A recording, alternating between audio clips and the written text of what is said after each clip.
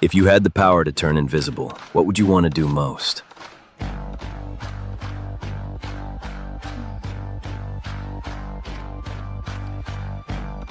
I looked at my hot neighbor across the way and couldn't hold back my urges any longer. So while she was showering, I quietly rang her doorbell, but she didn't open the door. Instead, she peeked through the peephole. Seeing no one outside, she turned to leave.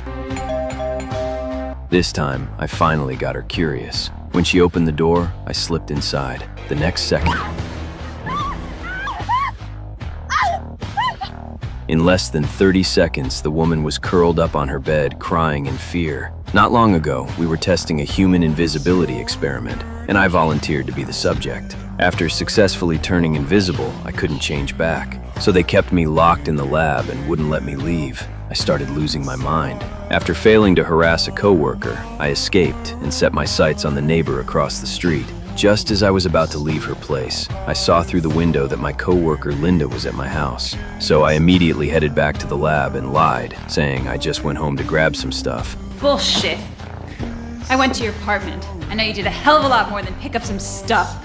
When Linda questioned me, I pulled rank as team leader to shut her down, and the whole thing blew over. But the anger inside me still needed an outlet. That night, I went to Linda's place. While she was asleep, I quietly pulled back her covers.